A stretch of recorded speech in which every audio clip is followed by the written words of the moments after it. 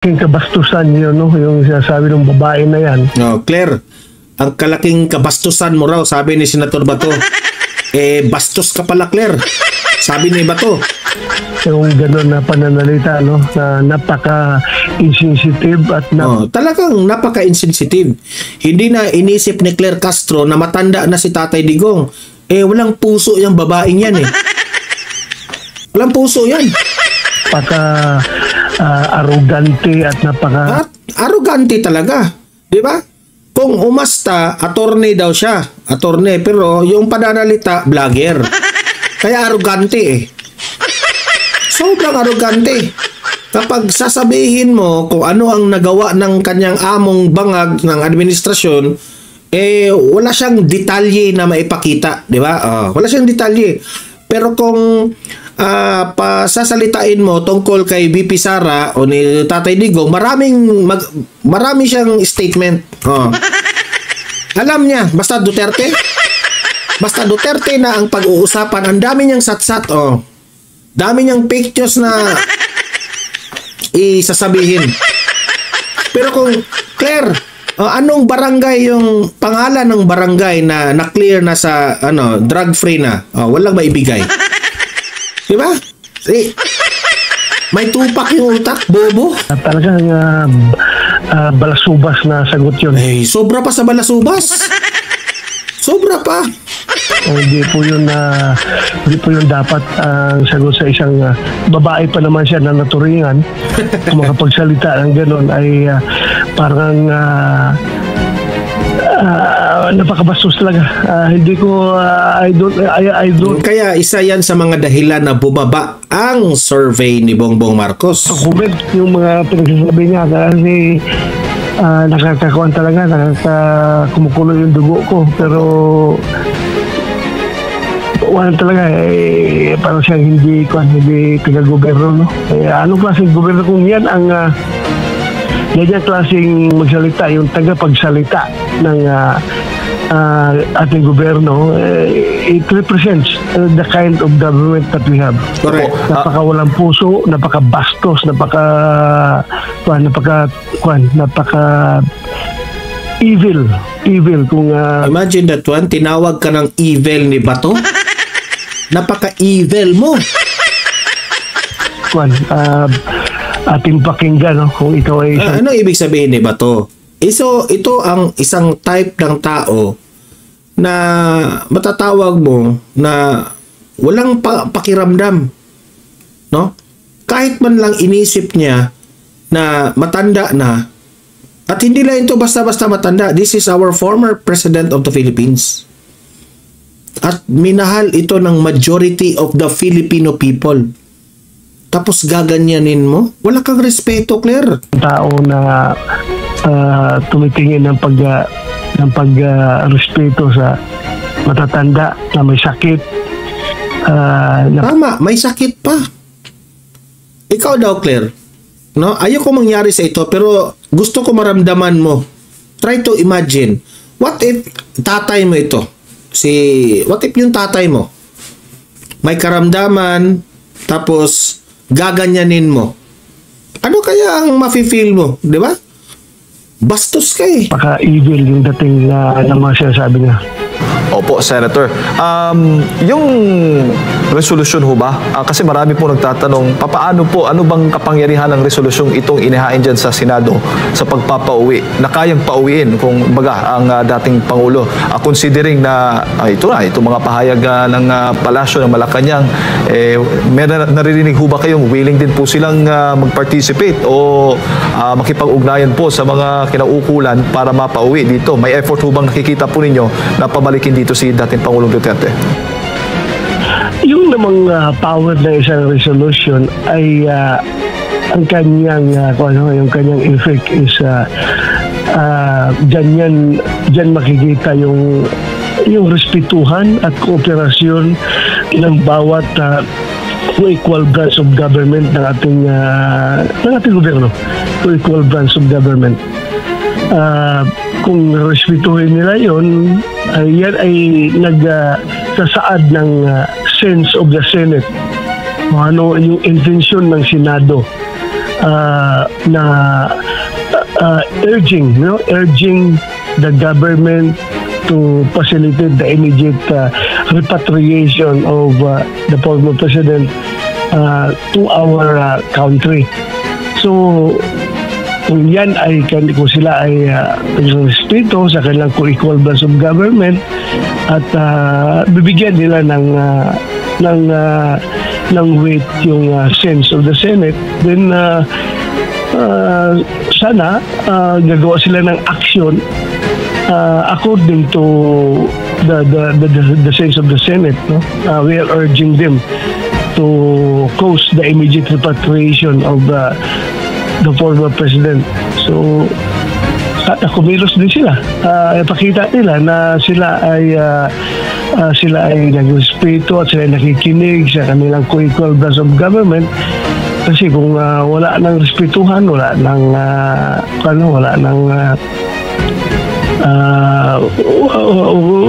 kung hindi natin bigyan ng kortesiya, respeto yung ating co-equal branch of government, ay parang wala na mamatay yung ating essence of democracy.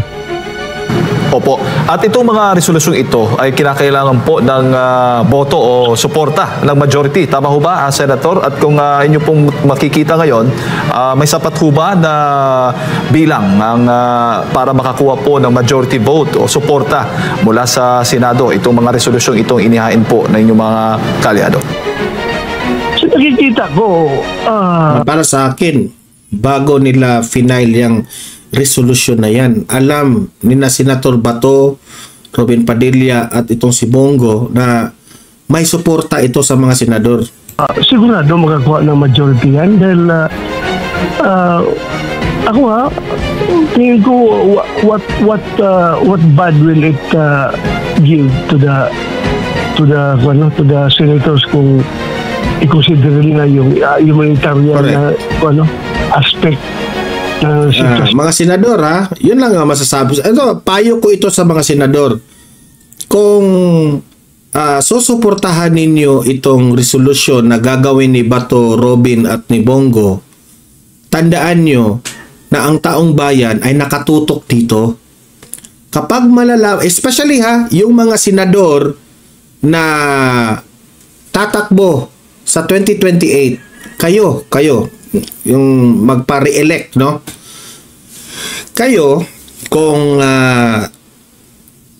mapapansin ng taong bayan nga kayo po ay nakasuporta dito, malaking chance na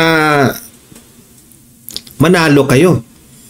Kasi alam nyo, kahit mga kalaban ng mga sabihin nyo, ito mga kalaban ng mga Duterte, ito mga Pinklawan, Dilawan, mga loyalista, kahit sabihin nyo na kung anong ibinabato niyo dito kay Tatay Digong, you cannot help but alam ko na alam nyo na majority of the Filipino people loves Duterte. Kahit iiyak pa kayo dyan ng iiyak. Ngayon ni Pangulong Duterte, nakalimutan na nila yung about sovereignty, about reconciliation. Doon na lang tayo mag-focus sa humanitarian consideration. Siguro hindi naman masama. Ang ganda nga ng paliwanag ni Panelo when it comes to the ICC, di ba? Bakit naman natin na kailangan ng ICC na insulto sa atin yan? Ang bansang Pilipinas, ang justice system natin ay gumagana po. Kaya nga, walang jurisdiction na ang ICC sa atin. It is a slap on the face of the Filipino people. Bakit ngayon na itong former president natin nandun ngayon sa ICC? Meaning to say, ganun po, pinakailaman tayo. Pinakailaman tayo. Wala silang takot na hinuli nila ang isang Pilipino na former president pa Wala silang takot. Ganyan kababaw ang Pilipinas at ganyan kababaw ang tingin nila sa atin. Kasi, ang unang dahilan dyan, weak yung presidente natin. Oh, weak talaga yung presidente. Pa yan. Kasi yung mga kasamahan natin mga senador, majority niyan naman ay mga Diyos at makatao. Hindi naman yan. Mayroon siguro. Maka-Diyos at makatao yung mga senador yan. I agree with you. Pero itong si Claire Castro, satanas yan. Yan isa, dalawa o tatlo o apat o lima o gano'n. Pero majority dyan ay maka-Diyos at makatao. Opo. At makabansa yung ating mga senador.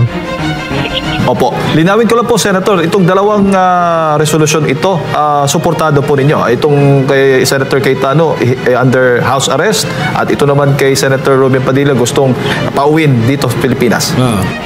Yes. Suportado natin yan. Suportado natin yan. Lahat ng mga resolusyon patungkol sa pagbabalik ni Pangulong Duterte dito sa ating bansa, whether house arrest or whether ano man, basta importante andito siya sa ating bansa, at kung ano mang may mangyari mo sa kanya na hindi maganda, andito lang siya. Ang Pilipino ay kagad ay andyan sa kanyang piling, at imagine mo lang yung kanyang habilin na huwag nang iwi yung kanyang katawan dito sa ating bansa, ikrimit na lang doon. Para bang that is very revolting on his part, no? Para bang that is a protest na para bang sabi niya, ay kayo naman mga kababayan kong Pilipino, hinayaan naman yung akong ikulong dito, dalhin dito, hindi niyo ako mahal, hindi niyo ako, wala kayong pakialam sa akin, sige na lang, hindi na lang ako mag-uwi dyan na buo ng katawan ko, kahit napatay na, no? Pero hindi buo yung katawan ko na iwi dyan, kaya abo na lang ang iwi dyan, hindi na yung katawan ko, para wala kayong you will be deprived of the chance to mourn sa aking pagkamatay. Parang gano'n yung dating sa akin, eh. Opo. Senator, huli na lang bago ko ipasa kay Partner Admar. Kapag ito, tama naman eh. Sa tingin ko talaga nagtatampo si Tatay Digong eh. Sa lahat ng ginawa niya, no? Sinakripisyo niya ang kanyang buhay, no? Na ma-put into safety ang ating bansa, secure tayo, tapos hinayaan lang natin na mahuli siya sa hinayaan lang natin na makapagganyan yung bangag na administrasyon.